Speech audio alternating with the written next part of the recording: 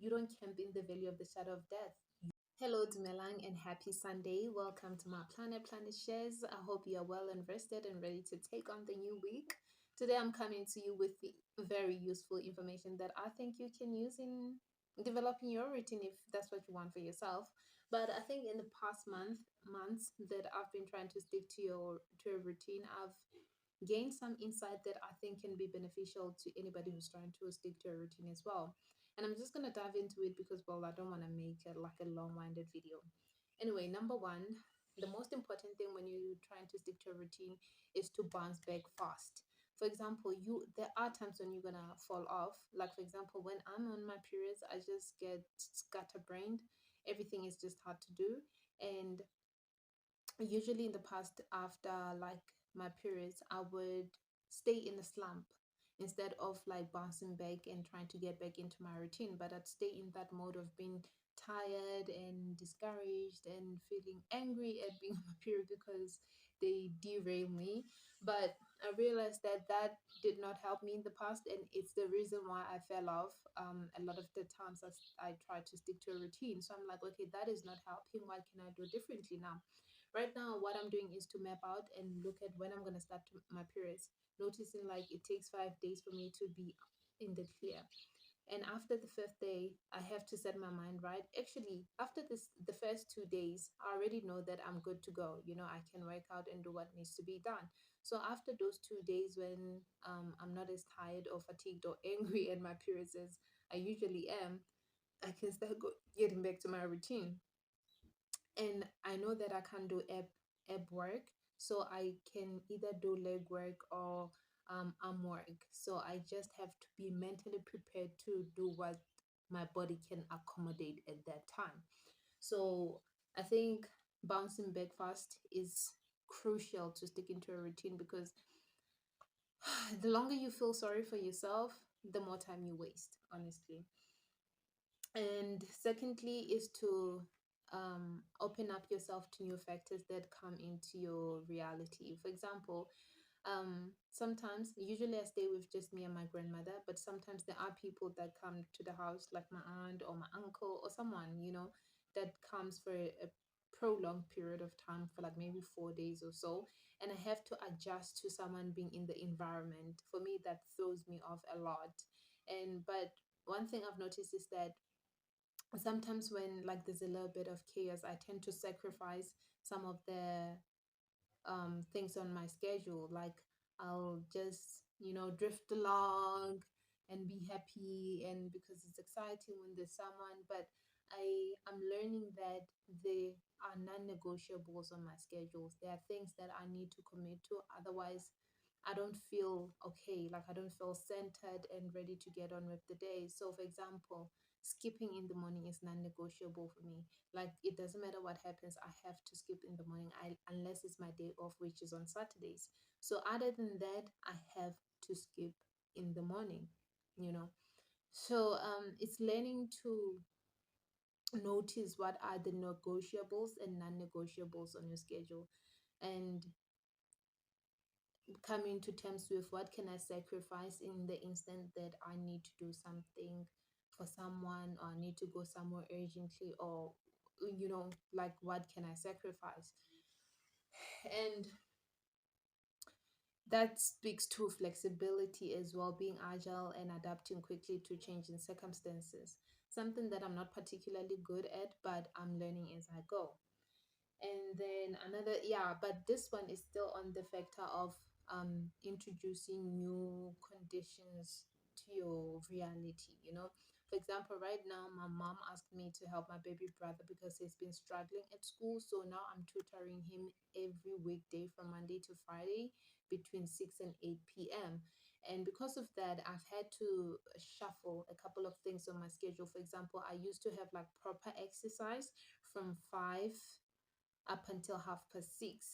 But now, because I have this new factor that I have to take into consideration, I have decided to have my proper exercise from 4 up until 6, or 4 up until 5:30. It just depends. But I've left out like a 2 hour period for me to, to work out properly without having any distractions. So I think it all boils down to reviewing your schedule and ensuring that it matches to your current reality. Because I've noticed that right now, for example, I haven't updated my schedule on my laptop, and the notifications that I've been getting are from my old schedule.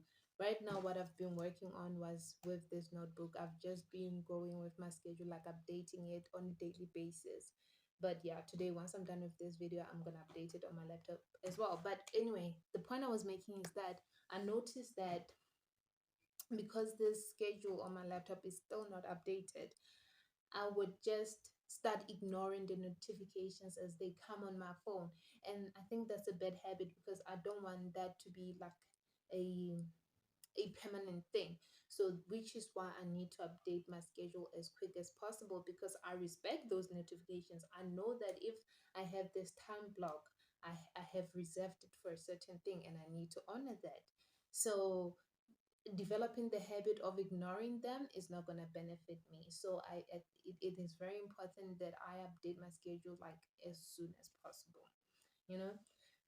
And yeah, man,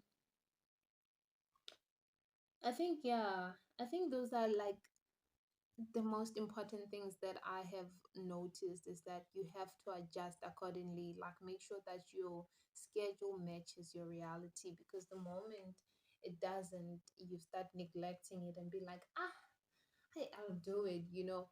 But yeah, and also just bounce back as quickly as possible. Let me just tell you a quick story.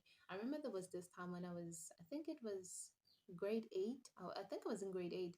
And I was a very energetic child, and there was this boy who was really annoying, and he liked to chase me. And then he was chasing me, and in that chase, I ended up jumping like three set of stairs and jumping onto the surface, and I slipped and fell. And you know what I did after I fell? Instead of getting up and being embarrassed for a moment, I sat there.